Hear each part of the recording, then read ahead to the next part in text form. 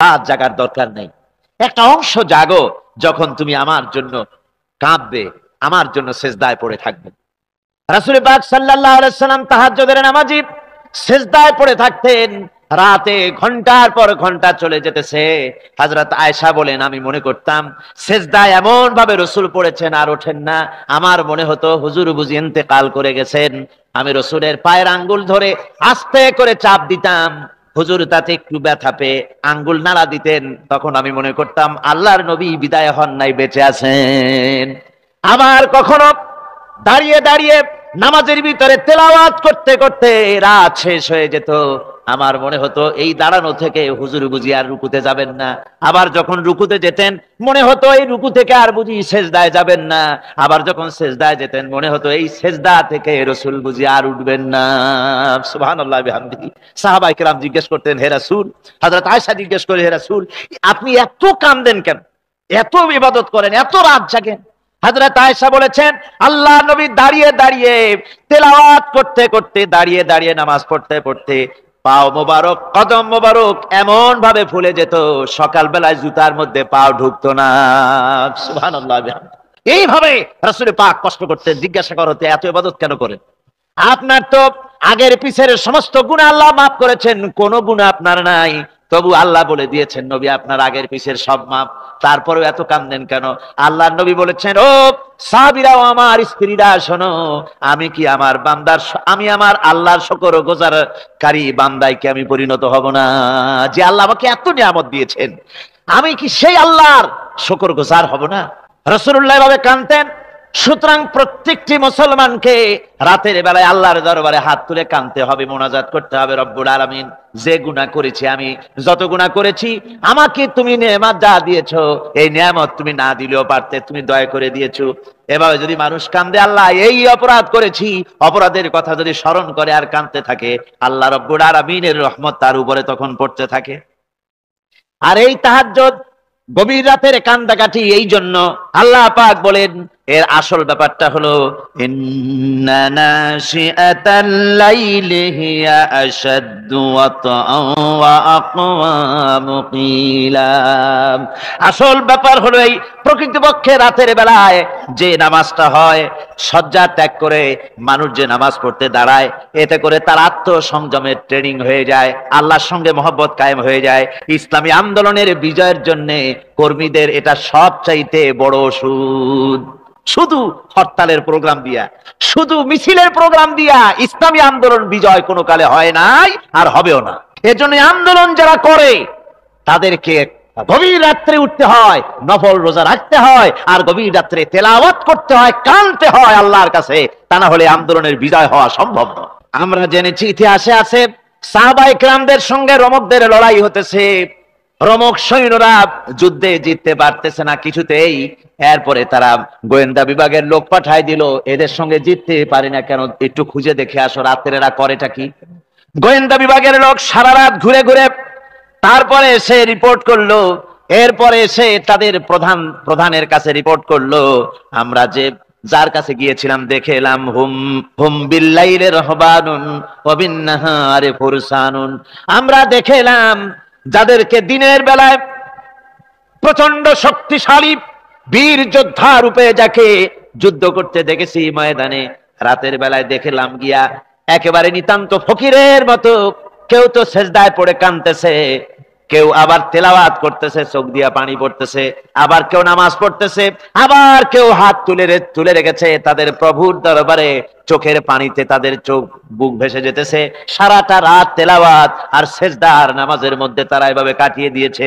সেনাপতি এই রিপোর্ট শোনার পরে বললেন, ও গোয়েন্দা বিভাগের লোকেরা, আমার রোমক সৈন্যরা শোনো, যে জাতির নৈতিক মান এত উচ্চে, ওই জাতির সঙ্গে যুদ্ধ করা মানে আমাদের আত্মহত্যা করার শামিল, এদের সাথে কিছুতেই আমাদের পক্ষে পারা সম্ভব। হযরতে হুদকে যখন ষড়যন্ত্র হলো, কাফির বেঈমানেরা তাকে মেরে ফেলার জন্য যখন সরকারি ষড়যন্ত্রে লিপ্ত হয়ে গেল, হযরতে হুদ সমাজের এই চ্যালেঞ্জের মোকাবেলা করলেন।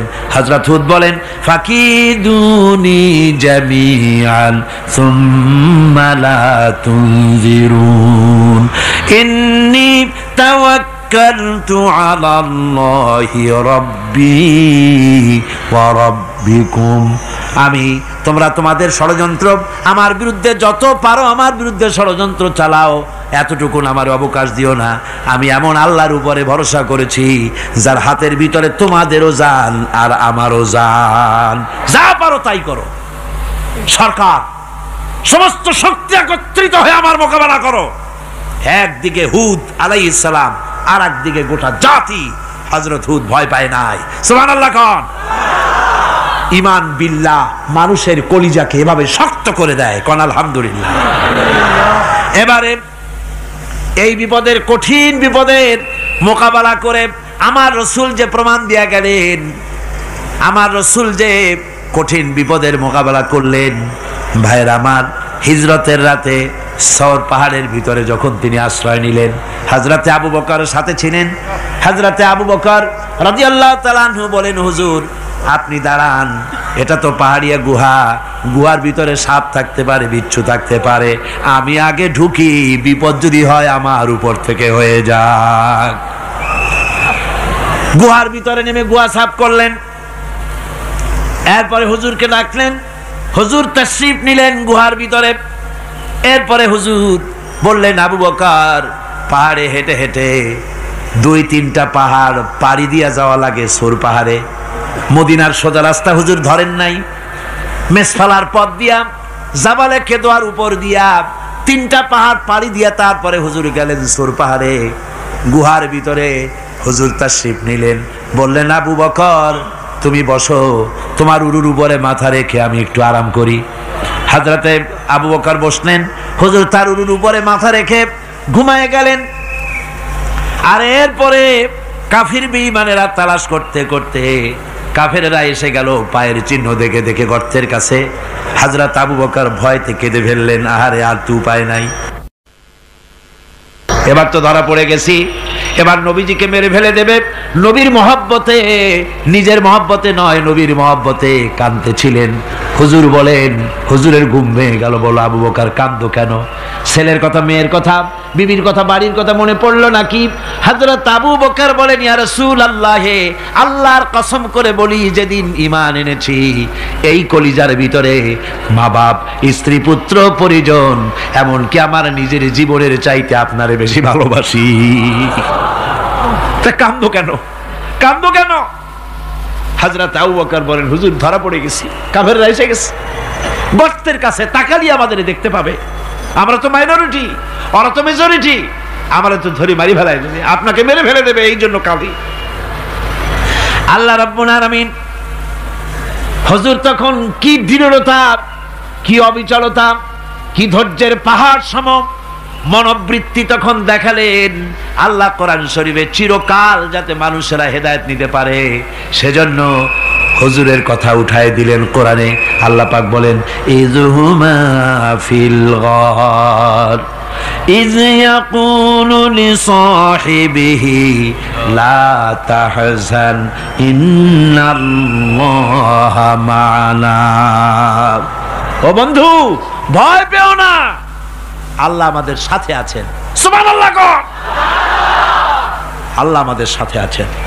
আমরা মাইনরিটি নই, আমরাই মেজরিটি। আল্লাহ আছে আমার সাথে, ভয় পাওয়ার কোনো কারণ নাই। সুবহানাল্লাহ। আল্লাহ পাক বলেন, فأنزلallahu sakinatahu alayhi wa ayyadahu bijunudin lam tarawha। আমি এদের অন্তরের ভিতরে আমি শান্তি নাজিল করে দিলাম, প্রশান্তি দিয়া দিলাম, আর আমি সাহায্য করলাম, আর এমন সব সৈন্য পাঠায় দিলাম যে সৈন্যগুলি তোমরা দেখতে পাও নাই। সুবহানাল্লাহ ওয়া বিহামদিহি। ভাইরা আমার, রাসূল করিম সাল্লাল্লাহু আলাইহি সাল্লাম এই বিপদের মাঝে, চরম বিপদের মাঝে অবিচলতা, দৃঢ়তা, কঠিন আত্মনির্ভরতা দেখিয়েছেন। এগুলি হলো ঈমানের 5ম নম্বরের উপকারিতা। আল্লাহর প্রতি ঈমান আনলে এভাবে পাহাড় সম ঈমান মজবুত হয়ে যায়। জেলের পরোয়া করি না, ফাঁসির পরোয়া করি না, শহীদ হওয়ার পরোয়া করি না, মেরে ফেলে দেবে, উড়ায় দেবে, হত্যা করবে, পরোয়া করি না।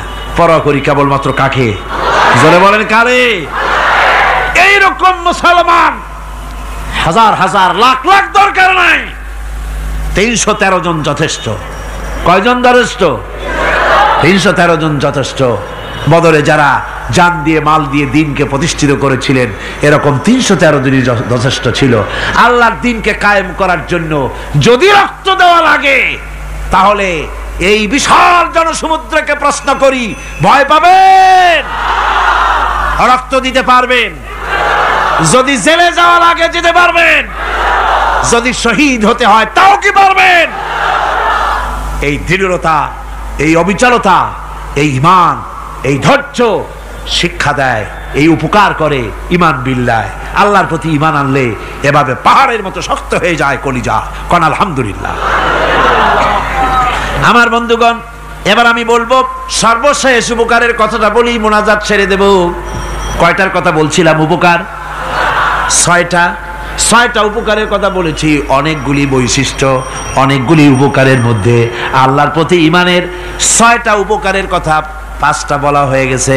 এবার 6ষ্ঠ নম্বর এবং শেষ নম্বর, এটা হচ্ছে আল্লাহর প্রতি ঈমান আনলে পরে তার দ্বারা সবচাইতে বেশি ফায়দা পায় সমাজ এবং রাষ্ট্র। কোন আলহামদুলিল্লাহ, কোন আলহামদুলিল্লাহ। আল্লাহর প্রতি ঈমানের দ্বারা নৈতিক সংশোধন হয় এবং রাষ্ট্র আর সমাজ সবচাইতে বেশি উপকৃত হয়।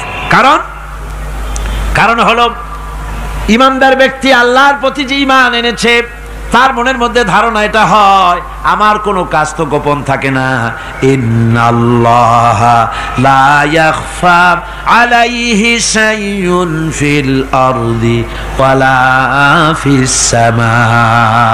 আল্লাহর কাছে গোপন বলতে কিছু নাই, আকাশেও নাই, জমিনেও নাই, কোনো কিছু গোপন নাই। সুতরাং আমি যা করি সব আল্লাহ দেখেন এবং শোনেন।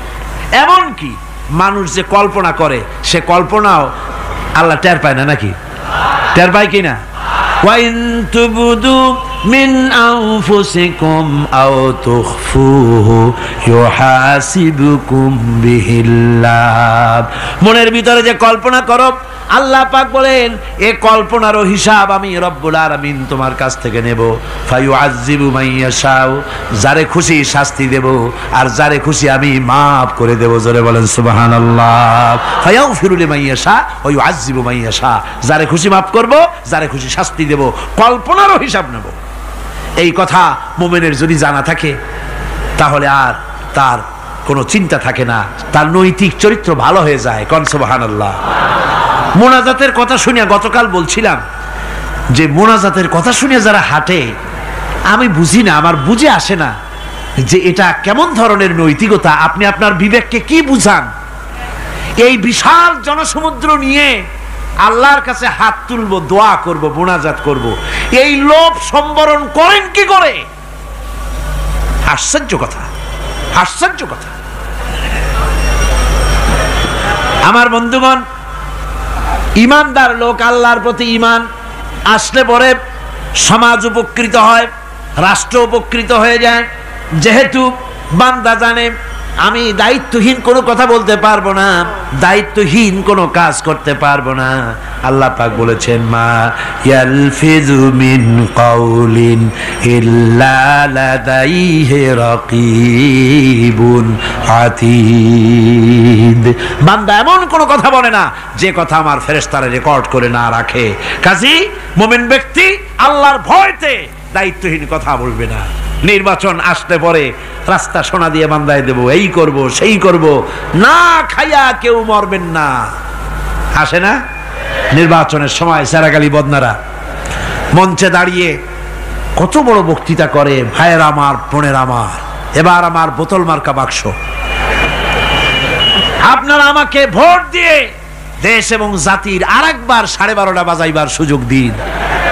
এবার ক্ষমতায় গেলে কেউ না খাইয়া মরবেন না, কিন্তু কি খাইয়া মরবে তাও বলে না। এর মারফতি অর্থ হচ্ছে এই, ওরা যদি ক্ষমতায় যেতে পারে তাহলে বিষ খাইয়া হোক, গুলি খাইয়া হোক, কিছু না কিছু খেয়ে মরতে হবে। একেবারে খালি পেটে মরলে গ্যাস্ট্রিক হওয়ার সম্ভাবনা আছে। ঈমান বিল্লাহ যদি না থাকে, আল্লাহর ভয় যদি না থাকে, তাহলে দায়িত্বহীন কথা বলে। আর আল্লাহর ভয় যদি থাকে তাহলে নৈতিকতার সংশোধন হয়ে যায়, দায়িত্বপূর্ণ কথা বলে মানুষকে ফাঁকি দেয় না। আমার বন্ধুগণ, আল্লাহ রাব্বুল আলামিন তার বান্দা যারা আল্লাহকে ভয় করে, সে ভয় করা বান্দাগুলির মনের মধ্যেই চিন্তা এসে যায়, আমি যেখানে থাকি না কেন আল্লাহ আমাকে দেখতেছেন, শুনতেছেন, রাতে হোক দিনে হোক যেখানে আছি আল্লাহ আমারে দেখতেছেন। আল্লাহ পাক বলতেছেন, ওয়া হুয়া মাআহুম ইজ ইউবাইতুনা মা লা ইয়ারদা মিনাল কওলি ওয়া কানা আল্লাহু বিমা ইয়ামালুনা মুহীতা। আল্লাহ পাক বলেন, আমি তো আমার বান্দার নিকটে তখনও থাকি যখন সে গোপনে গোপনে রাতের বেলায় আমার মর্জির খেলাফ পরামর্শ করে। আমার মর্জির খেলাফ পরামর্শ করতেছে রাত্রে, আমি তো তখনও কাছে থাকি, ওটা আমি শুনি। ঈমান যদি আসে তাহলে এই সব কাজ থেকে সে বিরত থাকে। সে যদি কম হয় সেখানেও আল্লাহ, বেশিও যদি হয় সেখানেও আল্লাহ। এমন কোন জায়গা আছে নাকি চিটাগংয়ে যেখানে আপনি একটা আকাম করবেন আর আল্লাহ টের পাবে না? কোন আছে নাকি? আচ্ছা, চট্টগ্রামে না থাকুক, বাংলাদেশের কোন জায়গা আছে নাকি? পার্বত্য চট্টগ্রামে যত পাহাড় আছে, উঁচু নিচে জায়গা আছে, ওই জায়গায় বোধহয় আছে নাকি? সারা পৃথিবীতে আছে কোথাও? আল্লাহকে ফাঁকি দেওয়ার জায়গা কোথাও? সব স্পষ্ট। আল্লাহ কি ঘুমায় নাকি? ঘুমায়? তার কাছে দিনও যা, রাতও তাই। সমানে তিনি দেখতে পান, শুনতে পান, সবকিছু দেখতে পান, সবকিছু শুনতে পান। তাকে ফাঁকি দেওয়ার কোনো উপায় নাই। এই জন্য ৬ষ্ঠ নম্বরের উপকার যেটা হয় সেটা হলো সমাজ উপকৃত হয় ওই মানুষ দিয়ে যার মধ্যে ঈমান আছে। হযরত ওমর রাদিয়াল্লাহু তাআলা আনহু রাতের আধারে শেষ রাত্রে ঘুরতেছিলেন, দেখেন এক বাড়িতে কথা হচ্ছে, কথাবার্তার আওয়াজ পাওয়া যায়। মনে করলেন কোনো অসুখ বিসুখ নাকি। ঘরে গিয়ে কান পাচ্ছেন দেওয়ালের সাথে, শুনতে পাচ্ছেন ভিতরে বুড়ি মা তার মেয়েকে বলছে, এই মেয়ে ওঠ, উটের দুধ দোয়াই নিয়ে আসছি, এর মধ্যে পানি মিশা, তারপর সকালে বাজারে নিয়ে যা। মেয়ে বলছে, মা এই কামটা আমি পারবো না। কেন পারবি না? হযরত ওমর ফরমান জারি করেছেন, দুধে পানি মিশাতে নিষেধ করেছে, কাজে এই কাজটা আমি পারবো না। আরে বেটি, আমিরুল মুমিনিন দেখ এখন কোথায় যায়, ঘুমায় আছে, সে কি দেখতেছে নাকি যে পানি মিশাই না কি মিশাই? মেয়ে বলতেছে, মা আমিরুল মুমিনিনকে ফাঁকি দেওয়া যেতে পারে, তার পুলিশ বাহিনীকে ফাঁকি দেওয়া যেতে পারে, কিন্তু আল্লাহ রাব্বুল আলামিনের চোখকে ফাঁকি দেওয়া যাবে না। হযরত ওমর এই কথা শুনে বাড়ি চলে গেলেন আর নিজের ছেলেকে ডেকে বললেন, ছেলে আমার, অমুক জায়গায় একটা বাড়ি আছে, সেখানে একটা যুবতী মেয়ে আছে, ওই মেয়েটার বিয়ে হয়েছে কিনা শোনো, যদি বিবাহ না হয়ে থাকে তুমি তোমার নিজের বিয়ের প্রস্তাব দাও। আমিরুল মুমিনিন এই মেয়েটা সুন্দরী কেমন, স্বাস্থ্য কেমন কিছুই দেখলেন না, দেখলেন তাকওয়া। কি দেখলেন? তাকওয়া, আল্লাহর ভয়। আল্লাহর ভয় যখন একটা জাতির মধ্যে আসে, পুলিশ লাগে না, পুলিশের কাজ কমে যায়। পুলিশ তো পাহারা দিতে দিতে অস্থির হয়ে যায়, সারা রাত দিন সমানে কষ্ট করতে হয় তাদের। অধ্যাপক মুফিজুর রহমান সাহেব কালকে যে কথাটা বলছিলেন, আসামি পুলিশেরা কত কষ্ট করে জানবাজি করে আসামি ধরে, আর টেলিফোন আসে, হ্যালো কে, চিটাগংয়ের এসপি নাকি? বলে হ্যাঁ। কারে ধরছো? ধরছি তো বল্টু মিয়ারে। ছাড়ো মিয়া, বল্টু আমার দলের লোকটা তুমি ঠিক পাও নাই, তোমার নাক টাইট দিয়ে দেবে। বল্টুরিও ছাড়ো আর তার বন্দুকও ছাড়ো, ঠিক কিনা আমার ভাইয়েরা? সুতরাং ঈমান যদি এসে যায় জাতির মধ্যে, পুলিশের দরকার হবে না, পুলিশ দরকার হবে কিন্তু তাদের ডিউটি কমে যাবে, আসামিরা আর অন্যায় কাজ কম করবে। রাসূলুল্লাহ যখন প্রেসিডেন্ট হয়েছিলেন, একজন মহিলা জিনা করেছিল, হাদিস শরীফে এসেছে ওই মেয়ে লোকটাকে জিনা করতে কেউ দেখে নাই, জিনা করার পর তার মধ্যে অনুভূতি জাগলো, এমন পাপ করেছি, এখন তো আমার জাহান্নাম ছাড়া উপায় নাই।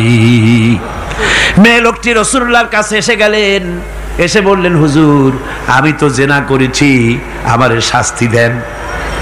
হুজুর মুখ ডান দিকে ফিরালেন, মেয়ে লোকটা ডান দিকে এলো, বলল জিনা করেছি, শাস্তি দেন। হুজুর বাম দিকে ফিরলেন, মেয়ে লোকটা বাম দিকে এসে বলল, জেনা করেছি, শাস্তি দেন। মেয়ে লোকটা কিন্তু জানে জেনার শাস্তি সহজ ব্যাপার নাই, পাথর মেরে উড়িয়ে দেওয়া, মৃত্যুদণ্ড জানা আছে তার। এরপরে মেয়ে লোকটা চিন্তা করেছে দুনিয়ায় পাথর খেয়ে মরবো, কিন্তু তবুও জাহান্নামের কঠিন আগুন সহ্য করতে পারবো না। রাসূলুল্লাহ বললেন, ও মেয়ে লোক, তুমি কি জিনা কর্তৃক গর্ভবতী হয়েছো নাকি? মেয়ে লোকটা বলল, হুজুর আমি গর্ভবতী হয়েছি। হুজুর বললেন, তুমি অপরাধ করেছো, তোমার গর্ভস্থিত সন্তান তো কোনো অপরাধ করে নাই, সুতরাং শাস্তি এখন দেওয়া যাবে না, ডেলিভারি হোক তারপরে শাস্তি দেব। মেয়ে লোকটা চলে গেলেন। আল্লাহর নবী তার নামে কোনো কেস ফাইল করেন নাই, গোয়েন্দা বিভাগের পুলিশ লাগান নাই। ডেলিভারির পর এই মেয়ে লোক আবার এসে হাজির, পুলিশ দিয়ে আনা লাগে নাই, আবার এসে হাজির। হুজুর আমি সেই হতভাগিনী, বলছিলেন ডেলিভারির পর বিচার করবেন, এই যে বাচ্চা হয়েছে, এ বাচ্চার দায়িত্ব কাউকে দেন, আর আমারে তাড়াতাড়ি শাস্তি দেন, আমি যদি মরে যাই আমি জাহান্নামে চলতে পারবো না।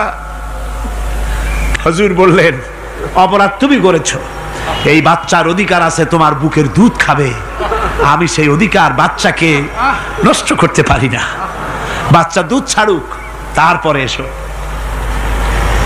2 বছর যেতে না যেতে ওই মেয়ে লোকটি বাচ্চারে কোলে করে নিয়ে এসেছে, পুলিশ লাগে নাই, গোয়েন্দা বিভাগের কাউকে পাঠানো লাগে নাই। মেয়ে লোকটি বাচ্চা কোলে করে নিয়ে এসে হাজির। হুজুর আমারে চিনছেন নাকি?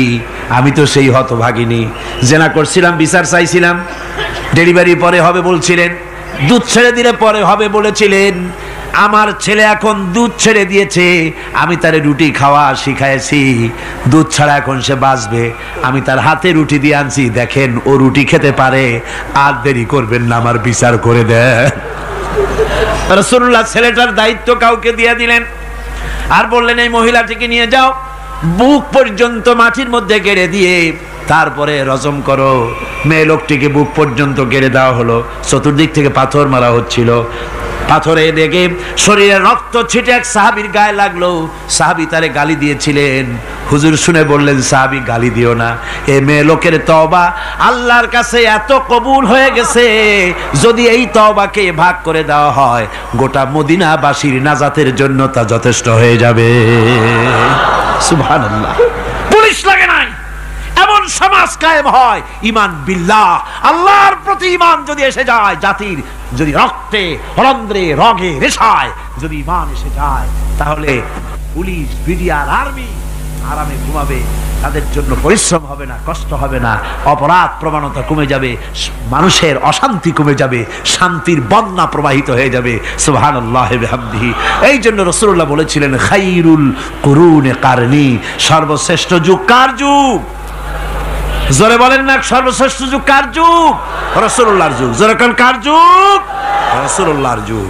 এই জন্যে আমি আপনাদের খেদমতে আরজ করতে চাই, ইসলাম এ ধরনের সীমারেখা ঠিক করে দিয়েছে। তিলকা হুদুদুল্লাহ ফালা তাতাদুহা, এ হলো আল্লাহর সীমারেখা, এই সীমারেখাকে ভঙ্গ করো না, লঙ্ঘন করো না, আল্লাহর উপরে ঈমান পরিপূর্ণরূপে আনো এবং এই ঈমানের উপরে ভিত্তি করে নিজেদের জীবনকে পরিচালিত করো। এই ঈমান যদি জাতির ভিতরে এসে যায়, তাহলে বৈষয়িক জীবনে, দুনিয়ার জীবনে সত্যিকারের যদি শান্তি পেতে চাই, আল্লাহর উপরে ঈমান আনতে হবে। ইহকাল পরকালে যদি নাজাত পেতে চাই, আল্লাহর উপরে ঈমান আনতে হবে। আর আমরা আমাদের চিন্তা ভাবনায়, ওঠায় বসায়, চলায় ফেরায়, সর্বত্র আল্লাহর উপরে পরিপূর্ণ মাত্রায় ঈমানটা যদি এসে যায়, তাহলেই শান্তি, তাহলেই মুক্তি, গোটা সমাজ শান্তি পাবে, আমরা দুনিয়ায় আরাম পাবো, কিয়ামতে জাহান্নাম থেকে মুক্তি পাবো। জোরে কোন আমিন, আরো জোরে কোন আমিন। তাইফের ময়দানে ক্ষতবিক্ষত শরীর, রক্ত ঝরছে আল্লাহর নবীর গা থেকে। আহারে, আমি সেই জায়গাও দেখেছি, তাইফের সেই জায়গাটাও দেখেছি যেখানে রাসূলুল্লাহ বেহুশ হয়ে পড়েছিলেন, সব থেকে বেশি রক্ত পড়েছে। রাসূলুল্লাহ যখন হুশ আসতেন, বেহুশ হয়ে গেছিলেন, ফেরেশতারা দাঁড়ায় কাঁদতেছে আর বলছে, ইয়া রাসূলুল্লাহ, আপনার এই করুণ অবস্থা দেখে আকাশের ফেরেশতারা কাঁদতেছে, আমি সহ্য করতে পারছি না। জিবরাইল বলছেন, আমি হুকুম চাই, আপনি আমাকে হুকুম দেন, দুটা পাহাড় মিলায় দিয়া সব কাফের পিছে শেষ করে দেই। আল্লাহর নবী বলেন, জিবরাইল, আমি যদি হুকুম করি, আমার হুকুমে যদি দুই পাহাড় দিয়া মানবগুলিকে সব যদি পিছে মেরে ফেলে দাও, একটা কাফেরও যদি না বাঁচে, তাহলে কার কানে আমি পৌঁছাবো লা ইলাহা ইল্লাল্লাহু মুহাম্মাদুর রাসূলুল্লাহ। নবী করিম সাল্লাল্লাহু আলাইহি সাল্লাম বসে আছেন, গা দিয়ে রক্ত ঝরছে। এই অবস্থা দেখে তায়েফের এক লোক দৌড়াইয়া তার বাগানে চলে গেল, আঙ্গুর বাগান, বুখারীর হাদিস। আঙ্গুর বাগান থেকে এক গ্লাস আঙ্গুরের রস নিয়ে এসে রসুলের হাতে দিলেন। 3 দিনের না খাওয়া রসুল, 3 দিন ক্ষুধার্ত, তৃষ্ণার্ত, ক্ষতবিক্ষত, জর্জরিত, নিষ্পেষিত, নির্যাতিত। এক গ্লাস শরবত হাতে পেয়ে বিসমিল্লাহ বলে শরবতটা পান করলেন। জিজ্ঞেস করলেন, তোমার নাম না আত্তাস? তিনি বললেন, হ্যাঁ আমার নাম আত্তাস। তোমার বাড়ি হযরত ইউনূস আলাইহিস সালামের গ্রামে? তিনি বললেন, হ্যাঁ। তো আপনি কি করে জানলেন আমার নাম আত্তাস আর আমার বাড়ি ইউনূস আলাইহিস সালামের গ্রামে? নবী করিম সাল্লাল্লাহু আলাইহি সাল্লাম বললেন, আত্তাস, ইউনূস আলাইহিস সালাম নবী আর আমিও নবী, এক নবীর খবর আরেক নবীর কাছে থাকে। এক গ্লাস শরবত পান করে 2 হাত উঁচু করলেন। নবীর চোখ থেকে দরদর করে পানি পড়ছে। তিনি বলছেন, রব্বুল আলামিন, এই তায়েফবাসী ওরা বোঝে নাই যে আমি তোমার নবী, ওরা বুঝতে পারে নাই যে আমি তোমার রসুল, ওরা না বুঝে আমাকে ক্ষতবিক্ষত করেছে। আল্লাহ, তুমি এজন্য তায়েফবাসীদের উপরে গজব দিও না, তুমি শান্তি দাও, হেদায়েত দাও। দুনিয়ার সকল নবী কোন কোন ক্ষেত্রে অধৈর্য হয়েছেন, নবী করিম সাল্লাল্লাহু আলাইহি সাল্লাম কখনো অধৈর্য হন নাই। প্রিয় ভাই সব, সুলাইমান আলাইহিস সালাম রাষ্ট্র পেয়েছেন, পিঁপড়ার ভাষা বোঝেন। কার ভাষা? পিঁপড়ার রাজা আছে না, চেনেন পিঁপড়ার রাজা? মাঝে মধ্যে পরিচয় করেন পিঁপড়ার রাজা কারা। মাথাটা মোটা, পিঁপড়ার রাজা আমরাও বলি। পিঁপড়ার রাজাকে হাতে নিয়েছেন, ডান হাতে। সূরা নামলে আল্লাহ তাআলা বলছেন, পিঁপড়া কথা বলতেছে, পিঁপড়া বলছে তার দলবলকে, সুলাইমান আলাইহিস সালাম আসতেছে তার সৈন্য সামন্ত নিয়ে, পায়ের তলায় পিষ্ট হয়ে মরে যাবি, সব করতে লুকা। তিনি পিঁপড়া হাতে নিয়ে কথা বলতেছিলেন পিঁপড়ার সাথে। সুলাইমান আলাইহিস সালাম কথা বলছেন পিঁপড়ার সাথে। এখন পিঁপড়ার ভাষা আমি বুঝি, এতে একটা অহংবোধ সৃষ্টি হতে পারে। পিঁপড়ারও ভাষা আমি বুঝি। নবুয়তের শান দেখুন, পিঁপড়ার ভাষা বুঝতেছেন, সেখানে তিনি বিনয়ী হয়ে গেলেন আল্লাহর সামনে। তিনি বললেন, রব্বি আউজি'নি আন আশকুরা নি'মাতাকাল্লাতী আন'আমতা আলাইয়া ওয়া আলা ওয়ালিদাইয়া। আয় আল্লাহ তাআলা, তুমি আমাকে ওই পরিমাণ শুকর আদায় করার তৌফিক দাও আমাকে, যে পরিমাণ নিয়ামত তুমি আমাকে দান করেছো। ওয়া আলা ওয়ালিদাইয়া, এবং আমার মা বাবার প্রতি যতটা নিয়ামত তুমি আমাকে দিয়েছো। ওয়ান আমালা সালিহান তারদাহু, আর আমাকে এমন আমল করার তৌফিক দাও যাতে তুমি খুশি হও। ওয়াদখিলনি বিরাহমাতিকা ফি ইবাদিকা সালিহিন, আর আল্লাহ আমাকে ইবাদে সালেহের মধ্যে শামিল করে দাও। সুবহানাল্লাহ। প্রিয় ভাই সব, আমার মূল বক্তব্য ছিল এই সব সচ্চরিত্রবান সুপার কোয়ালিটির মানুষ আল্লাহর নবীরা মার খেলেন কেন? শুধুমাত্র দাঁত মাজা, সুরমা লাগান, দাড়ি লাগান। আমি যদি আপনাদের বলি সবাই দাড়ি রাখবেন, আপনারা কি আমার মারতে আসবেন? কেন মারবেন? আমি তো খারাপ কথা কিছু বলি, এই জন্য মারামারি হয় না। মারটা হইল কেন? মার হয়েছে এই কারণে নবীরা বলেছেন লা ইলাহা ইল্লাল্লাহ, আল্লাহ ছাড়া কোনো ইলাহা নাই, আইনদাতা নাই, বিধানদাতা নাই, একমাত্র আইনদাতা তিনি। এখন আল্লাহর আইনটা কি সেটা আমাদেরকে বুঝতে হবে, সেটার দিকে আমি আগাচ্ছি ইনশাআল্লাহ। নবী করিম সাল্লাল্লাহু আলাইহি ওয়াসাল্লাম যখন এই কালিমার দাওয়াত দিলেন, মার শুরু হয়ে গেল। যারা এতদিন বলছিল আল আমিন, কি বলছিল রসুলকে? আল আমিন, তারাই এখন নবী করিম সাল্লাল্লাহু আলাইহি ওয়াসাল্লামকে পাগল বলা শুরু করলো। রসুলকে পাগল বলা হলে আঘাত লাগে কার গায়ে? আঘাত লাগে কোথায়? আল্লাহর গায়ে বলা যাবে না, আল্লাহর অস্তিত্বে আঘাত লাগে। আল্লাহ রাব্বুল আলামিন এই কাফেরদের অপবাদের জবাবে আল্লাহ তাআলা প্রতিবাদ করলেন, তিনি বললেন ওয়ামা সাহিবুকুম বিমাজনুন, তোমাদের সাথী পাগল নয়, তোমাদের সাথী বললেন আল্লাহ তাআলা। কেন?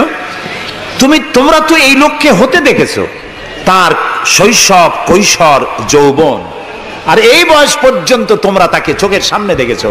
পাগলামির কি দেখলে তোমরা তার ভেতরে? কেন পাগল বলো? তিনি পাগল নন, তিনি শায়ের নন, তিনি জাদুকর নন, তিনি গণক নন, তিনি আমার নবী। প্রিয় ভাই সব, মুসলমানেরা মার খাচ্ছে, পালিয়ে বেড়াচ্ছে। বুখারী শরীফে এসেছে ওয়ান খাব্বাব বিন আরিত রাদিয়াল্লাহু তাআলা আনহু আন্নাহু قال শাকাউনা ইলা রাসূলিল্লাহি সাল্লাল্লাহু আলাইহি ওয়াসাল্লাম ওয়া হুয়া মুতাওয়াসসাদুন বুরদাতুন লাহু ফি জিল্লিল কাবা। হযরতে খাব্বাব বলেন,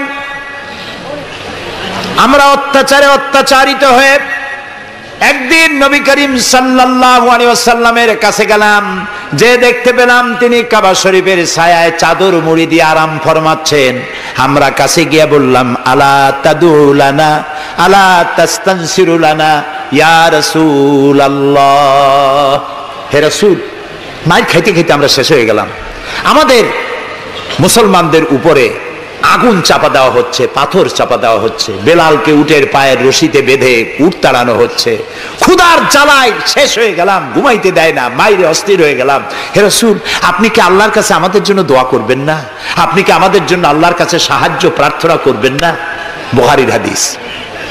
রাসূলুল্লাহ উঠে বসলেন, বললেন, ও খাব্বাব, তোমাদের আগে এই পৃথিবীতে যারা এসেছিলেন সেই সমাজের সমাজপতিরা কলেমার দাওয়াত দেওয়ার অপরাধে তাদেরকে ধরতো। ফায়ুখাজুর রাজুলু ফায়ুহফারু লাহু ফিল আরদ, তারা তাদেরকে ধরতো আর তাদের জন্য গর্ত খনন করত। ফায়ুজালু ফিহা, এরপরে সেই গর্তের ভিতরে তাকে কোমর পর্যন্ত গেড়ে দিত। সুম্মা ইউতা বিল মানশার, এরপরে করাত আনা হতো। ফায়ুদাউ আলা রাসিহি, এরপরে করাত তার মাথার উপরে রাখা হতো। ফায়ুজালু নিসফাইন, এরপরে করাত দিয়ে চিরে জীবন্ত মানুষকে দুই টুকরা করে ফেলে দেওয়া হতো। মা ইয়াসুদ্দুহু যালিকা আন দীনি, এত বড় অত্যাচারের পরেও সে যুগের একজন মুসলমানকেও আল্লাহর দ্বীনের পথ থেকে এক চুলও তারা সরাতে পারে নাই। রাসূলুল্লাহ বলছেন, ওয়াল্লাহি ওয়াল্লাহি, ও খাব্বাব, আমি আল্লাহর নামে কসম করছি। কে বলছেন? রাসূলুল্লাহ কসম করছেন, আমি আল্লাহর নামে শপথ করছি, লা ইউতাম্মান্নাল্লাহু হাদাল আমরা হাত্তা ইয়াসিরুর রাকিবু মিন সানা ইলা হাদারামাউত। সেদিন বেশি দূরে নয়, যেদিন ইয়েমেনের রাজধানী সানা থেকে সুন্দরী যুবতী নারীরা তাদের যৌবনের পসরা নিয়ে, সওদাগারেরা তাদের সম্পদ নিয়ে সানা থেকে রওনা করে সহস্র মাইল পাড়ি দিয়ে সৌদি আরবের হাজরামাউত পর্যন্ত পৌঁছে যাবে রাত এবং দিনে পায়ে হেঁটে। লা ইয়াখাফু ইল্লাল্লাহ, আল্লাহ ছাড়া কোনো ভয় তাদের অন্তঃকরণে থাকবে না। আবে জিবা আলা গানামি, তবে হ্যাঁ এটা ঠিক, লা ইয়াখাফু ইল্লাল্লাহ যদি বলা হয় আর কিছু না বলা হয়, তাহলে তো বোঝা যাবে যে বাঘ এবং সিংহরও ভয় থাকবে না। নবীর কথায় কোনো ফাঁক থাকে না, আল্লাহর কথায়ও ফাঁক থাকে না, নবীর কথায়ও ফাঁক থাকে না। একজন ইলেম কালাম কম, যখন ওয়াজ করতে যাইতো লক্ষ্য করতো যে সেখানে কোনো আলেম আছে নাকি। আলেম থাকলে অল্প কথা বলে শেষ করে দিত। তা আলেম আছে কিনা এটা পরীক্ষা করার জন্য বলছে যে, ভাইয়েরা, আমি আজকে একটা পাতা আর ওয়াজ করব, একটা পাতা, এবং তার ব্যাখ্যা এবং বিশ্লেষণ আমি আপনাদের সামনে আলোচনা করতে চাই। জনগণ বলেন, আমরাও শুনতেই চাই, বলুন পাতার ব্যাখ্যা কি। তিনি বলছেন, এমন একটি পাতা, এটি যদি মাটিতে পড়ে বাঘ হয়ে যায়, আর যদি পানিতে পড়ে কুমির হয়ে যায়। একজন দাঁড়ায় বলল, হুজুর, বুঝলাম এই পাতার ফজিলত এমন, মাটিতে পড়লে বাঘ হয়, পানিতে পড়লে কুমির হয়, কিন্তু পাতাটি যদি অর্ধেক মাটিতে অর্ধেক পানিতে পড়ে তাহলে কি হবে? উনি বুঝলেন যে এখানে তো আলেম আছে, কাজী আমার ওয়াজ এখানে শেষ করি। ও আখিরি দাওয়ানা আলহামদুলিল্লাহি রাব্বিল আলামিন। কথার মধ্যে ফাঁক থাকলে এরকম হয়, কিন্তু আল্লাহর কথা, নবীর কথায় কোনো ফাঁক নাই। লা ইয়াখাফু ইল্লাল্লাহ, আল্লাহ ছাড়া কোনো ভয় থাকবে না। কিন্তু গরু ছাগল ভেড়া নিয়ে যাইতে গেলে যদি জঙ্গলের বাঘ আক্রমণ করে, সে ভয় কি থাকবে না? আল্লাহ রাসূল ব্যাখ্যায় বলছেন লা ইয়াখাফু ইল্লাল্লাহ আবে যে আলা গানামি, তবে তোমার ঘোড়া, তোমার সাথের ভেড়া ছাগল পশু যদি থাকে তো তার উপরে বাঘের আক্রমণ এ ভয় থাকতে পারে, কিন্তু সম্পদ হরণ, সতীত্ব হরণ, জীবন হরণের কোনো ভয় থাকবে না, এমন সমাজ কায়েম হবে। লা ইয়াখাফু ইল্লাল্লাহ ওয়ালাকিন্নাকুম তাস্তাজিলুন, তবে তোমরা খুব তাড়াহুড়ো করছো, একটু সহ্য করো, একটু ধৈর্য ধরো। নবী করিম সাল্লাল্লাহু আলাইহি সাল্লাম একটি সুন্দর সমাজ উপহার দিলেন। আমি ইতিহাস থেকে আপনাকে শোনাতে চাই। রাসূলুল্লাহ ইন্তেকাল করেছেন, ঐতিহাসিকরা লিখছেন মদিনার এক যুবতী নারী কি সমাজ কায়েম করে গেল শোনেন। রাসূলুল্লাহ ইন্তেকাল করেছেন, ঐতিহাসিকরা লিখছেন সেই সমাজের একটি যুবতী নারী মদিনা থেকে কোন এক আত্মীয়র বাড়ি বেড়াতে রওনা করেছেন। যেতে যেতে আত্মীয়র বাড়ি পৌঁছবার আগেই সন্ধ্যা হয়ে গেল। মনে মনে ভাবলো, এখন যদি আমি কোনো পরপুরুষের সামনে পড়ি তাহলে তো আমার সতীত্ব যাবে, অলঙ্কারাদিও যাবে, সারা জীবনের লালিত সম্পদ নষ্ট হয়ে যাবে। খুব ভীত সন্ত্রস্ত পদে এগোচ্ছে, আর বাঘ দেখা হরিণীর মতো তার চোখ এদিক ওদিক তাকাচ্ছে আর হাঁটতেছে। হঠাৎ দেখে দূর থেকে তার দিকেই এগিয়ে আসছে এক যৌবন ভরা এক যুবক। যুবককে কাছে আসতে দেখে যুবতী নিজের লালিত সম্পদ, সতীত্ব আর অলঙ্কার আদি হারাবার ভয়ে মাটির উপরে বসে পড়েছে, তার রুহু গলার কাছে এসে গেছে। ঐতিহাসিকরা লিখছেন যুবকটি যুবতীর কাছে এসে দাঁড়িয়েছে। যুবতী মহিলার চোখের উপরে চোখ রেখে যুবক ছেলে বলছে, মা, আমাকে দিয়ে তোমার কোনো অনিষ্ট হবে না, তুমি কোথায় যাবে আমাকে বলো, আমি পাহারা দিয়ে তোমার গন্তব্যে পৌঁছে দেব। আমার পরিচয় শোনো, আমি মুসলমান। সুবহানাল্লাহ। রাসূলুল্লাহ এই মুসলমান বানিয়েছিলেন, এই সমাজ বানিয়েছিলেন। তাই আমি আফসোস করে বলি, মরা মানুষ জিন্দা হওয়ার কোন সুন্নত যদি থাকতো, আর একজন সাহাবী যদি আজ জিন্দা হতেন আর আমাদেরকে যদি দেখতেন, তাহলে চিৎকার দিয়ে বলতেন আল্লাহর কসম, রাসূলুল্লাহ দান্দার মোবারক শহীদ করে সাহাবীরা জীবন দিয়ে যে মুসলমান বানিয়ে রেখে গিয়েছিলেন, আল্লাহর কসম এগুলো সেই মুসলমান না। আমাদের চরিত্র এই পর্যায়ে পৌঁছে গেছে। রাসূলুল্লাহ সাল্লাল্লাহু আলাইহি ওয়াসাল্লাম ইসলাম দিয়ে মানুষকে একটি সুন্দর সমাজ দিয়েছেন। ইসলাম মানেই শান্তি। বলেন তো ইসলাম মানে কি? বলেন না, অর্থ কি? শান্তি। তবে শর্ত সাপেক্ষে, যারা আনুগত্য করবে তাদের জন্য শান্তি। আমরা একজন আর একজনের সঙ্গে দেখা হলে কি বলি? আসসালামু আলাইকুম। যারা প্রত্যেক দিন প্রতি মুহূর্তে একজন আর একজনকে সালাম দেয়, সেই জাতি কোনোদিন সন্ত্রাসী হতে পারে? আসসালামু আলাইকুম, আপনি বললেন ওয়ালাইকুম আসসালাম। নবী করিম সাল্লাল্লাহু আলাইহি ওয়াসাল্লাম বলেছেন আফশুস সালাম ওয়া আতইমুত তুআম ওয়া সাল্লু আন-নাসু বিন-নিয়াম তাদখুলুল জান্নাতা বিস-সালাম। তিনটি কথা। কয়টি কথা শুনতেছেন আপনারা? এক নম্বর হচ্ছে সালাম বিনিময় করো বেশি করে। রাসূলুল্লাহ বলছেন, একটা গাছের এপাশে বসে দেখা হয়েছিল, সালাম দাও, গাছটা ঘুরে আসছে, লোকটা আবার সালাম দাও। আমাদের দেশে অভ্যাস নাই, সব বসেরা চায় আমার অধীনস্থ লোকেরা আমারে সালাম দিক।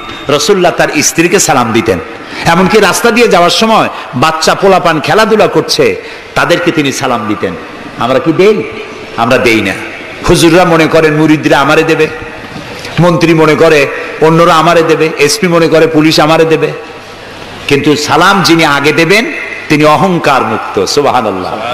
এবং এই সালাম অন্যরা বলে কি সুপ্রভাত, গুড মর্নিং, গুড ইভিনিং, শুভ সন্ধ্যা, শুভরাত্রি। এটার ব্যাখ্যা কি? সকালবেলায় 280 মাইল স্পিডে ঝোড়ো হওয়া প্রবাহিত হচ্ছে, 30 ফিট উঁচু হয়ে জলোচ্ছ্বাস হচ্ছে, মানুষ মরতেছে, বাড়ির টিন উড়ে যাচ্ছে। সকালবেলা কেউ যদি যায় বলে গুড মর্নিং, থাপড়ায় দাঁত ফালাই দেবে না? বেটা এর সাইতে ব্যাড মর্নিং তো কখনো আসে নাই। রাতের বেলায় মা মারা গেছে, তার বাড়ি গিয়ে বলছে গুড নাইট। কেমন লাগবে কোন?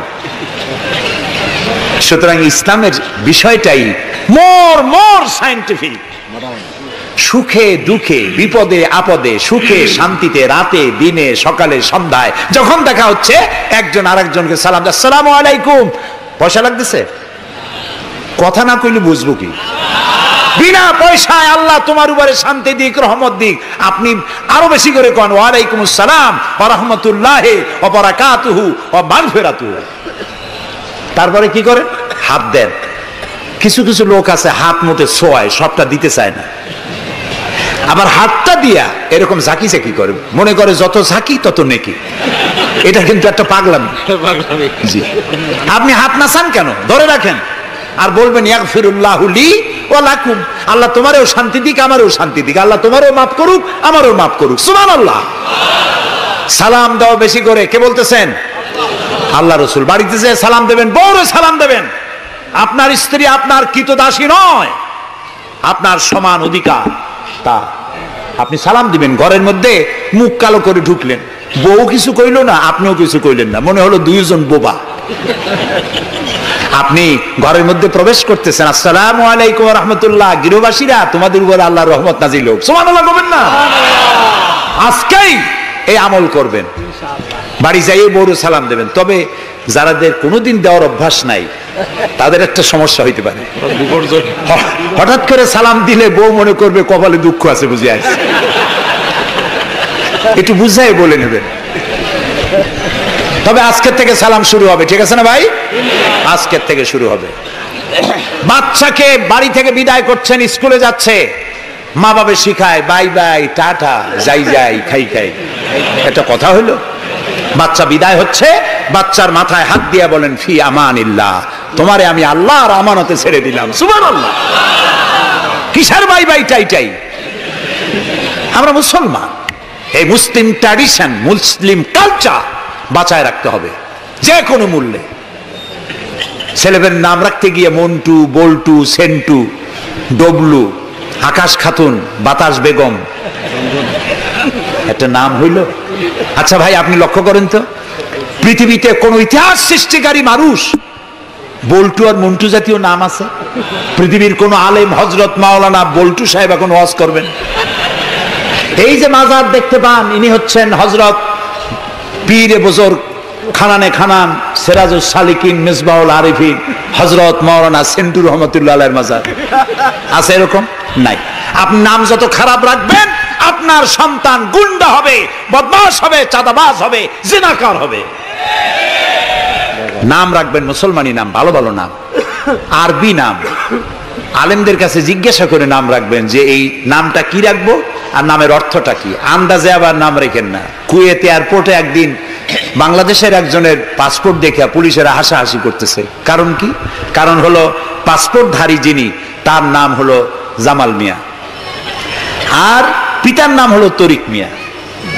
জামাল শব্দের অর্থ হচ্ছে উট, আর জামাল মিমে আলেফ দিয়ে যদি হয় তাহলে হয় সৌন্দর্য। এখন জামাল মানে উট, মিয়া মানে 100, ওর নাম 100 উট। আর তরিক মানে রাস্তা, মিয়া মানে 100, ওর নাম 100 উট আর ওর বাপের নাম 100 রাস্তা। 100 রাস্তার ছেলে 100 উট। তা খালি আরবি রাখলে তো হবে না, নামে আরবির অর্থ কি? জি, অর্থবোধক নাম রাখতে হবে। তাহলে আমি বলতেছিলাম রাসূলুল্লাহর হাদিস, প্রথমে দিবেন সালাম, আফশুস সালাম ওয়া আতইমুত তাআম। গরিব মিসকিনদেরকে দাওয়াত করে খাওয়াবেন, বন্ধু বান্ধবদের দাওয়াত দিয়ে খাওয়াবেন।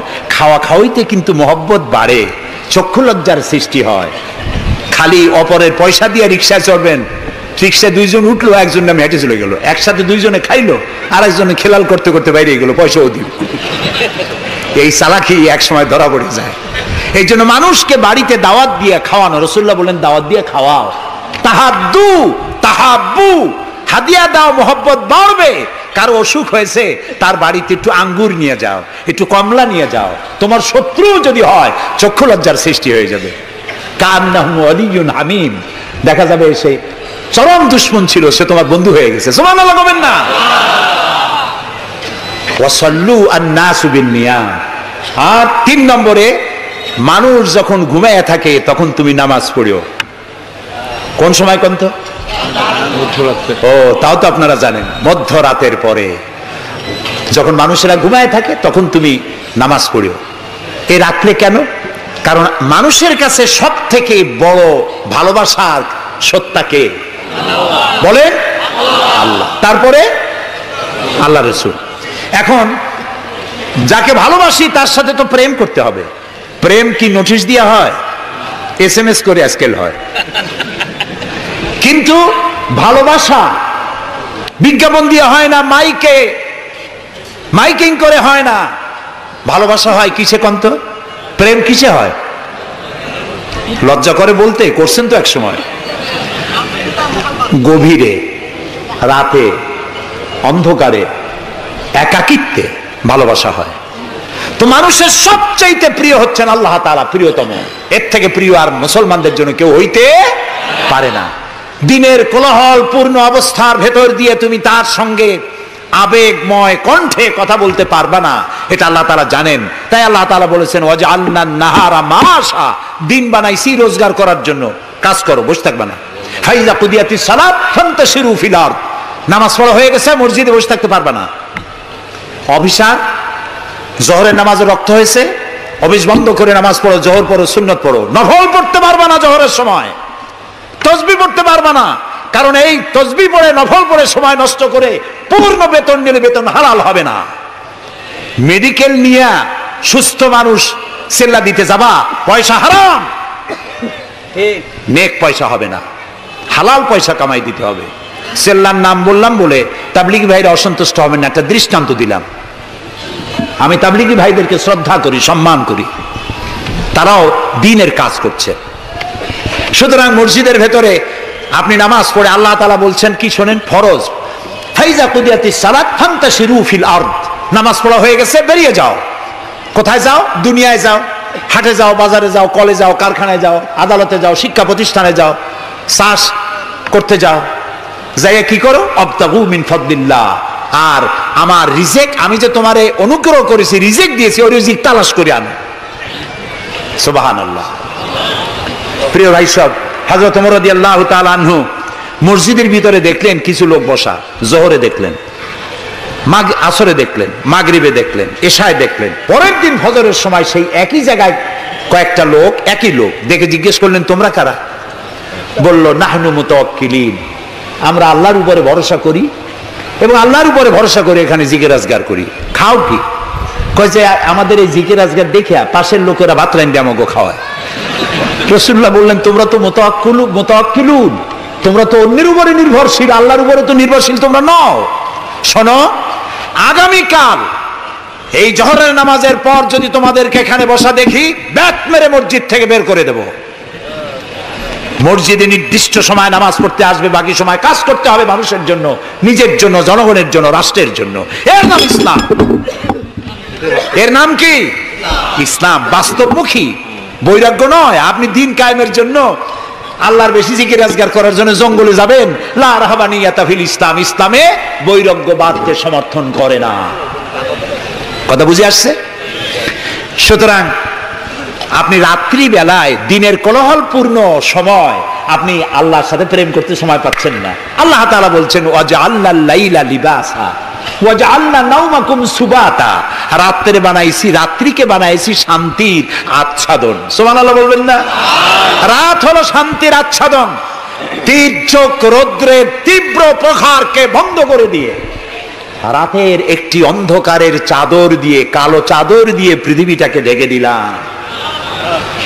আর একটু শান্তির জন্য চাঁদ আর তারকার নামে কিছু ডিম লাইট জ্বালাই দিলাম। গভীর রাত্রে ওঠো, মানুষ যখন ঘুমায় তখন তুমি সেজদায় পড়ে কাঁদো।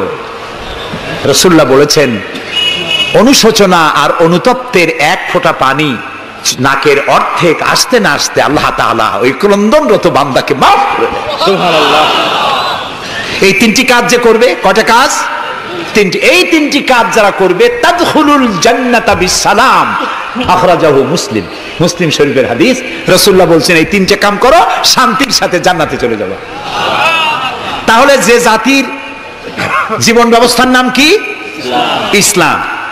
আর আমাদের নাম মুসলমান। সব জায়গায় কিন্তু শান্তি, দেখা হইলে সালাম। আল্লাহর নাম কি? শান্তি। আর আল্লাহর এক নাম কি? সালাম আছেন আল্লাহর নাম, আল্লাহর নাম শান্তি। তারপরে নামাজ পড়ে শেষ করার পরই ডান দিকে বাম দিকে কি বলি? নামাজ পড়েও বলি আসসালামু আলাইকুম ওয়া রাহমাতুল্লাহ। জীবনের শেষ নামাজ কোনটা? জানাজা। তার শেষ কথা কি? আসসালামু আলাইকুম ওয়া রাহমাতুল্লাহ। এরপরে মুমিনদের লাস্ট ডেস্টিনেশন দারাকা দারাস সালাম, শেষ জায়গা কোথায়? জান্নাত। এই যাদের ধর্ম, এই যাদের দ্বীন, এই যাদের জীবন ব্যবস্থা, সেখানে আল্লাহর আইন প্রতিষ্ঠার নামে বোমা মারা লাগবে? জবাব দেন। সন্ত্রাসী তৎপরতা করা লাগবে? কোন নবী, কোন রাসূল সন্ত্রাসী তৎপরতা চালিয়েছেন, মানুষ হত্যা করেছেন, এর কোন নজির আছে পৃথিবীতে? আছে? পৃথিবীতে নাই। আপনারা বলতে পারেন তাহলে রাসূলুল্লাহ যুদ্ধ করছিলেন কেন? নবী করিম সাল্লাল্লাহু আলাইহি ওয়াসাল্লাম যত যুদ্ধ করেছিলেন সব ছিল ডিফেন্সিভ, আত্মরক্ষামূলক। তিনি নিজে যুদ্ধ শুরু করেছেন, এর কোন নমুনা নাই। একটি হাদিস পাওয়া যাবে না যে নবী করিম সাল্লাল্লাহু আলাইহি ওয়াসাল্লাম ক্ষমতা গ্রহণ করার পর সাহাবীদের রাতের বেলায় পাঠিয়ে দিয়েছেন, ওই গ্রাম আমার উপর ঈমান আনে নাই, বাড়ি শুদ্ধ জ্বালায় দাও, হত্যা করো, বলেছেন?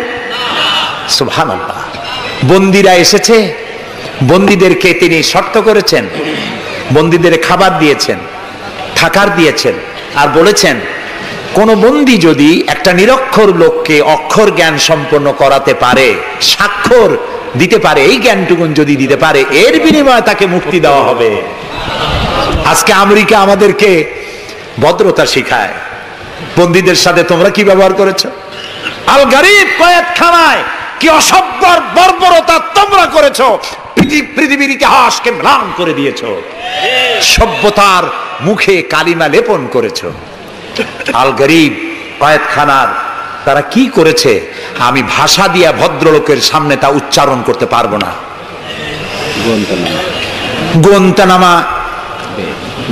গোয়েন্তানামা বেতে, যেটা পৃথিবীর নরক বলা যায়, পৃথিবীর জাহান্নাম, মুসলমান কয়েদিদের সামনে কোরআন শরীফ খুলে কোরআনের উপরে পেশাব করেছে তারা। একজন মুসলমান হাত পা বাঁধা, তার সামনে কোরআনে পেশাব করলে তার অবস্থাটা কি হয়? সে তো আত্মহত্যা করতে চায়, তখন আমার জীবন চলে যাক, কোরআনের অমর্যাদা তো সহ্য করা যায় না। তোমরা তাই করেছো। তোমরা এরাকে 70 বছরের বৃদ্ধা নারীকে দুই পার দুই হাতের উপরে ভর করে গাধার মতো বানাইয়া তার পিঠের উপরে তোমরা চড়ে বাজারে বাজারে ঘুরেছো। তোমরা সেই জাতি, তোমরা নারীত্বের অমর্যাদা করেছো, মনুষ্যত্বের অমর্যাদা করেছো। বাংলাদেশকে গণতন্ত্র শিক্ষা দেওয়ার জন্য তোমাদের আসার কোনো জরুরত নাই। গণতন্ত্র আমাদের কাছ থেকে শিখে যাও, সভ্যতা ভদ্রতা আমার দেশ থেকে শিখে যাও। তোমরা সাম্প্রদায়িক সম্প্রীতির কথা বলো, আমার দেশ থেকে শেখো। আমার দেশের হিন্দুরা রোজার মাসে মসজিদের পাশে যত মণ্ডপ ছিল, মাগরিবের আজানের সময় কেউ ঢোল বাজায় নাই, মাইক বাজায় নাই, ঠিক না? আমার দেশের মুসলমানেরা তাদের সারা দিন রোজা রেখে তাদের গান বাজনা চিৎকারে কান অস্থির হয়েছে, কিন্তু কেউ যে বলে নাই যে ঢোল বাজাইতে পারবা না, গান গাইতে পারবা না, বলেছে কেউ? সাম্প্রদায়িক সম্প্রীতি এখানে তোমরা খুঁজে বেড়াও যেখানে সম্প্রীতি নাই। কোথায় সাম্প্রদায়িক সম্প্রীতি নাই? সব জায়গায় সাম্প্রদায়িক সম্প্রীতি। সব থেকে পৃথিবীর মধ্যে বাংলাদেশে সাম্প্রদায়িক সম্প্রীতি সব থেকে বেশি। দেশের বদনাম বিদেশে গিয়ে এত বলে মানুষ, চিন্তা করতেও কষ্ট হয়। এখন ধোঁয়া তুলেছে দ্রব্য মূল্যের জ্বালায় বাংলাদেশ নাকি শেষ। আচ্ছা ভাইরা, দ্রব্য মূল্য পৃথিবীতে কোথায় না বেড়েছে? তবে আমাকে বলতে হবে, দ্রব্য মূল্যের কারণে বরিশালে না খাইয়া মরছে কয়জন? আমি আপনার কাছে হিসাব চাই, বলেন। মরেছে একজনও? বাংলাদেশে মরছে একজনও? দ্রব্য মূল্য বাড়তে পারে, কিন্তু ক্রয় ক্ষমতাও তো বেড়েছে মানুষের, আলহামদুলিল্লাহ বলেন। আমি তো সেদিন আমার পিরোজপুরে দেখলাম এক রিক্সাওয়ালা তার বাড়িতে শামিয়ানা টানানো। আমি জিজ্ঞেস করলাম এই বাড়িতে কি বিয়ে নাকি? বললো যে একটা রিক্সাওয়ালা অমুক, তারা চিনলাম, তার বাড়িতে বিয়া। সে বিবাহের জন্য পাড়েরহাট বাজার থেকে, ডেকোরেটর থেকে চেয়ার ভাড়া করে এনেছে, শামিয়ানা এনেছে, সেজন্য ধার কর্য করতে হয়নি, সে পয়সা পেয়েছে, তার কাছে পয়সা আছে। বিজিডি, বিজিএফ, তারপরে বৃদ্ধ ভাতা, বয়স্ক ভাতা, এরপরে মুক্তিযোদ্ধা ভাতা, উপবৃত্তি, টিআর, কাবিখা, বিভিন্ন রকমের বিভিন্ন পদ্ধতিতে মানুষের দুয়ারে ক্রয় ক্ষমতার জন্য সরকার টাকা পৌঁছে দিয়েছে। যদি 4-5 বছর আগে সে কত পাইতো আর এখন কত পায়? সেটাই কথা। 1 টাকা যখন চাউলের সেট ছিল তখন মানুষ না খেয়ে মরতো, এখন 20-22 টাকা, তা তো না খেয়ে মরছে না। আলহামদুলিল্লাহ বলে, আলহামদুলিল্লাহ বলে। সুতরাং এই সব বাজে কথা বলে মানুষকে বিভ্রান্ত করার কোনো সুযোগ নাই। যাক, এটা আমার পয়েন্ট না। আমার পয়েন্ট ছিল আল্লাহর আইন প্রতিষ্ঠার জন্য বোমা মারা, সন্ত্রাসী তৎপরতার কোনো সুযোগ নাই। আজকে যারা বোমা মারতেছে, এই যে ঝালকাঠি মারলো না, কয়জন মারছে? 2 জন। যেটাই মারলো এইখানে বসে তারে পুলিশে ইন্ট্রোগেশন করতেছিল। ইন্ট্রোগেট করার সময় তারে জিজ্ঞেস করলো তুমি মারলা কেন? কয় যে আমি আল্লাহর আইন প্রতিষ্ঠা করতে চাই, সে আল্লাহর আইনের বিরুদ্ধে অবস্থান নিয়েছে, বিচার করে, সেই জন্য তারে মারছি। আচ্ছা, বিচারকরা কি আইন তৈরি করে? জবাব না দিলে বুঝবো কি আমি? আপনারা সবাই শিক্ষিত, সিটি কর্পোরেশনের লোক, জবাব দিবেন ঠাস ঠাস করে পুরুষের মতো। বিচারকরা আইন বানায়? তৈরি করা আইনের উপরে তারা ডিসিশন দেন।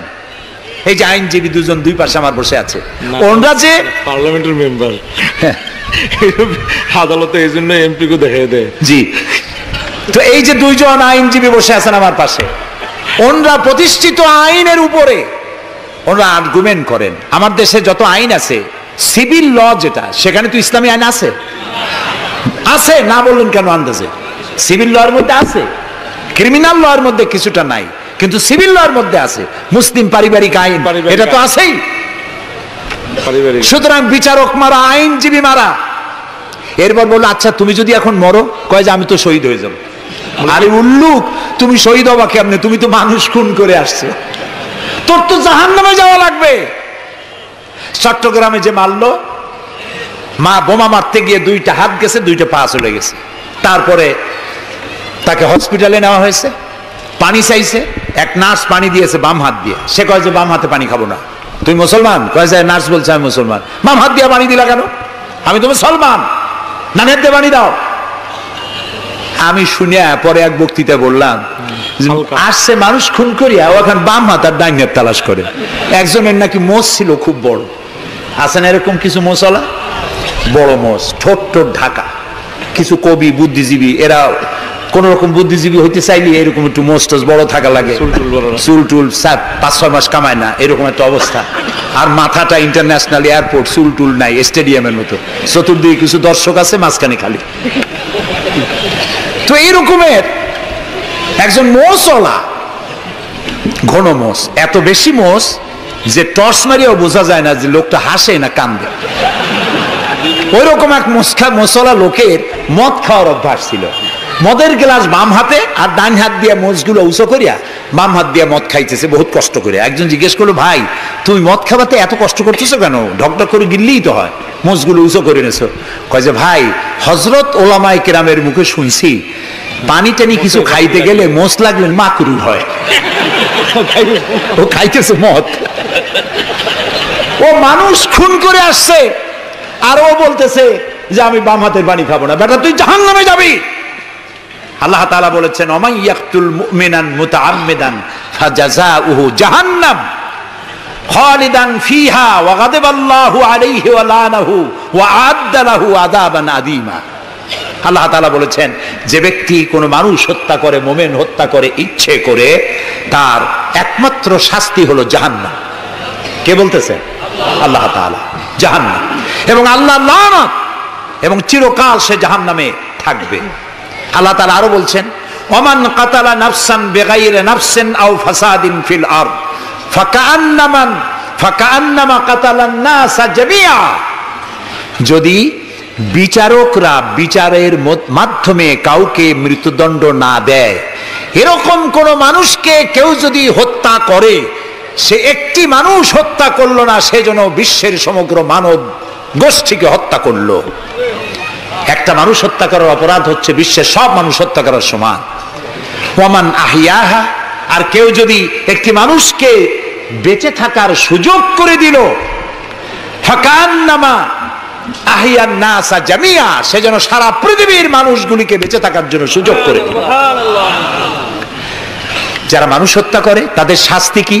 আল্লাহ তাআলা বলছেন, ইন্নামা জাযাউল্লাযীনা ইউহারিবুনাল্লাহ ওয়া রাসূলাহু ওয়া ইয়াসআউনা ফিল আরদি ফাসাদান, যারা আল্লাহর এই জমিনে বিপর্যয় সৃষ্টি করতে চায়, সন্ত্রাস সৃষ্টি করতে চায়, তাদের জন্য 4 প্রকার শাস্তি। কয় প্রকার শাস্তি? কে বলতেছে? যারা বোমা মারে, যারা গ্রেনেড হামলা করে, যারা মানুষ হত্যা করে, যারা শান্তিপূর্ণ সমাজের উপরে সমাজকে বিশৃঙ্খলা সৃষ্টি করতে চায়, আল্লাহ তাআলা তাদের জন্য 4 প্রকারের শাস্তি নির্ধারণ করেছেন। আইয়ুকাত্তালু, তাদেরকে হত্যা করো, আও ইউসাল্লাবু, অথবা তাদেরকে শুল দণ্ডে দিয়ে দাও, আও তুকাত্তা আইদিয়াহুম ওয়া আরজুলিহিম, অথবা তাদের ডান হাত আর বাম হাত উল্টা কেটে দাও। হয় প্রথমে ডান, পরে বাম পা, বাম হাত ডান পা, একটার উল্টা আর একটা কাটো। চতুর্থ, আও ইয়ানফাউ মিনাল আরদ, অথবা দেশ থেকে বহিষ্কার করে দাও। সুতরাং আজকে যারা সন্ত্রাসী তৎপরতা চালাচ্ছে তাদের সাথে ইসলামের কোনো সম্পর্ক নাই। পত্রিকার মাধ্যমে, এক শ্রেণীর সাংবাদিকতার মাধ্যমে এক শ্রেণীর ধর্মনিরপেক্ষ রাজনীতিবিদরা এই সমস্ত সন্ত্রাসের দোষ আলেমদের মাথায় উঠায় দিতে চেয়েছিল। আল্লাহ আমাদের রক্ষা করেছেন, আলহামদুলিল্লাহ। বাংলাদেশের সমস্ত মসজিদ, মাদ্রাসার ইমাম, শিক্ষক, আলেম, ওলামা, পীর, বুজুর্গ সব ময়দানে নেমে পড়ে প্রতিবাদ জানিয়েছে ইসলামের সাথে এর কোনো সম্পর্ক নাই, সম্পর্ক থাকতে পারে না। বিদায় হজে শুনতেছেন নবী করিম সাল্লাল্লাহু আলাইহি ওয়াসাল্লাম বক্তব্য রাখছেন। বিদায় হজে নবী করিম সাল্লাল্লাহু আলাইহি ওয়াসাল্লাম বললেন, ও সাহাবীরা, আজকের কোন দিন? তারা বললেন, আজকে 9 জিলহজ, ইয়াউমে আরাফা। এটা কি মাস? তারা বললেন, জিলহিজ্জা, এটা জিলহজ মাস। যে ঘর তোমরা তওয়াফ করে, এই ঘরটা কার? সাহাবীরা বললেন, এটা আল্লাহর ঘর। নবী করিম সাল্লাল্লাহু আলাইহি ওয়াসাল্লাম বললেন, আজকের দিন, আরাফাতের দিন যেমন পবিত্র, আজকের মাস যেমন পবিত্র, আল্লাহর ঘর যেমন পবিত্র, তোমাদের একের রক্ত আরেকজনের কাছে সেই রকম পবিত্র। সুবহানাল্লাহ বলেন। রাসূলুল্লাহ বলছেন, একটি মানুষ হত্যা করা কত বড় অপরাধ শোনো। গোটা বিশ্ব ধ্বংস হয়ে যাওয়া আল্লাহর কাছে সহজ, একটা মানুষ হত্যা করা এর থেকে বেশি কঠিন আল্লাহর কাছে। এবং কিয়ামতের দিন আল্লাহ সর্বপ্রথম হত্যার বিচার করবেন। কাবিল আর হাবিলের বিচার দিয়া রক্তের বিচার শুরু হবে সর্বপ্রথম। সুতরাং হত্যা করা সন্ত্রাসবাদীদেরকে আপনারা ধরিয়ে দেবেন। জেএমবি নামে, জিহাদের নামে যারা কলঙ্ক সৃষ্টি করেছে ইসলামের, তাদের ব্যাপারে কোনো ছাড় দেওয়া যাবে না। সুইসাইড করা, এইভাবে আত্মঘাতী বোমা ছেড়ে দিয়ে যারা মৃত্যুবরণ করে, তাদের ব্যাপারে আল্লাহ তাআলা বলেছেন, ওয়ালা তাকতুলু আনফুসাকুম, তোমরা আত্মহত্যা করো না। আত্মহত্যা করা হারাম। আত্মহত্যা করা কি? আত্মহত্যাকারীদের জানাজা নাই, গোসল নাই, কাফন নাই, জানাজা নাই। আত্মহত্যা যারা করবে, কিয়ামতের দিন আল্লাহর জান্নাত হারাম, চিরকাল জাহান্নামে থাকতে হবে। অস্ত্র দিয়ে আত্মহত্যা করবে, সেই অস্ত্র দিয়ে নাকি বিচার হবে? জি, যে অস্ত্র দিয়ে আত্মহত্যা, আপনি তো হাদিসও জানেন, রাসূলুল্লাহ বলেছেন যেটা দিয়ে সে নিজেকে হত্যা করবে, ওই অস্ত্র দিয়ে তাকেও সে নিজেকে নিজে ওইটা দিয়ে আত্মহত্যা করতেই থাকবে কিয়ামতের দিন। বলেন নাউযুবিল্লাহ। প্রিয় ভাই সব, আমি ইসলাম আপনাদের সামনে বুঝাচ্ছিলাম। মারামারি কাটাকাটির মধ্য দিয়ে ইসলাম আসে নাই। ইসলাম এসেছে ভালোবাসা, আন্তরিকতা, প্রেম, উদারতা, ঔদার্য, মহব্বত আর রাসূলের অনুপম চরিত্র মাধুর্যের মধ্য দিয়ে ইসলাম প্রতিষ্ঠিত হয়েছে। এর থেকে শান্তির ধর্ম, এর থেকে ভালো জীবন ব্যবস্থা, এর থেকে সায়েন্টিফিক জীবন ব্যবস্থা পৃথিবীতে আর নাই। এই ইসলাম এর মধ্যে আল্লাহ আমাদেরকে পয়দা করেছেন, বলি আলহামদুলিল্লাহ। আজ আর বলবো না, বাকি কথা বলবো আগামীকাল ইনশাআল্লাহ। আর ঢাকা থেকে কয়েকটা লাইব্রেরি, মোবাইল লাইব্রেরি এসছে, এখানে বইপত্র পাওয়া যায়। বিশেষ করে যে কোরআনের তাফসীর আমি করতেছি, এতক্ষণ কোরআনের ব্যাখ্যাই বলেছি। এই কোরআন শরীফের বাংলা অনুবাদ আল কোরআন একাডেমি লন্ডন ওরা করেছে 750 পৃষ্ঠা কোরআনে কারীম একদিকে আরবি আর একদিকে বাংলা, সুন্দর সহজ সাবলীল অর্থ করা। এটি মাত্র 120 টাকা হাদিয়ায় তারা দেয়। এটি ছাপা খরচও না, শুধু মানুষেরা বেশি করে জানুক সেই জন্য তারা বিতরণ করছে। আপনারা নেওয়ার সময়, যাওয়ার সময় নিয়ে যাবেন। আর তাফসীর জানার জন্য তাফহিমুল কোরআন, বর্তমান বিশ্বের শ্রেষ্ঠ তাফসীর তাফহিমুল কোরআন পড়ার আহ্বান জানাচ্ছি। এখন মোনাজাত হবে। আগামীকাল আপনারা আপনাদের ভাই, আত্মীয় স্বজন সবাইকে নিয়ে আসবেন, যাতে ইসলাম কি তার ব্যাখ্যা পূর্ণাঙ্গভাবে আমরা জানতে পারি। 19 নম্বর আয়াত সূরা আলে ইমরানের ব্যাখ্যা কালকে দেওয়া হবে। রব্বানা যালামনা আনফুসানা ওয়া ইল্লাম তাগফির লানা ওয়া তারহামনা লানাকুনান্না মিনাল খাসিরিন। আয় আল্লাহ তাআলা, হাজার হাজার মুসলমান নরনারী দীর্ঘক্ষণ ধরে তোমার কোরআনের কথা শুনেছি, নবীর কথা শুনেছি। আল্লাহ তাআলা মেহেরবানি করে আমাদের জিন্দেগীর গুনাহ খাতাকে মাফ করে দাও রব্বুল আলামিন। तमाम পৃথিবীর মাটির নিচে যত মুমিন মুমিনাত শুয়ে আছে তাদেরকে ক্ষমা করে দাও আল্লাহ তাআলা। আমাদের প্রিয় জন্মভূমি বাংলাদেশের উপরে তোমার রহমত নাজিল করো। হায় আল্লাহ তাআলা, এই দেশে শান্তি শৃঙ্খলা সমৃদ্ধি, এদেশের গণতন্ত্র, এদেশের সাম্প্রদায়িক সম্প্রীতি, এদেশের অখণ্ডত্ব অস্তিত্ব কিয়ামত পর্যন্ত তুমি অক্ষুণ্ণ রাখো আল্লাহ। এই দেশে যারা বিশৃঙ্খলা সৃষ্টি করতে চায়, নৈরাজ্য সৃষ্টি করতে চায়, আল্লাহ তাআলা এখানে যারা সন্ত্রাসী তৎপরতা চালাতে চায় তাদের হেদায়েত করো, তাদের হেদায়েত করো। হেদায়েত যদি ওদের নসিবে না থাকে তাহলে এই দুষ্টদের হাত থেকে, এই দুষ্ট রাহু এর থেকে আল্লাহ তাআলা এদের কবল থেকে, এদের খপ্পর থেকে, এদের ষড়যন্ত্র থেকে, এদের চক্রান্ত থেকে 56,000 বর্গ মাইলের এই ছোট্ট দেশ আর এই 14-15 কোটি মানুষকে আল্লাহ তুমি রক্ষা করো। আগামীকাল এ মাহফিলের শেষ দিন, তোমার বান্দা বান্দীদেরকে বিপুল পরিমাণে এসে কোরআনের কথা শোনার এবং আমল করার তৌফিক দিয়ে দিও। রব্বানা তাকাব্বাল মিন্না ইন্নাকা আনতাস সামিউল আলিম ওয়া তুব আলাইনা ইন্নাকা আনতাত তাওয়াবুর রহিম। সুবহানা রাব্বিকা রাব্বিল ইজ্জাতি আম্মা ইয়াসিফুন ওয়া সালামুন আলাল মুরসালিন ওয়ালহামদুলিল্লাহি রাব্বিল আলামিন। ওয়া জাআল আখিরা কালামিনা ইনদাল মাউত লা ইলাহা ইল্লাল্লাহু মুহাম্মাদুর রাসূলুল্লাহ। আসসালামু আলাইকুম।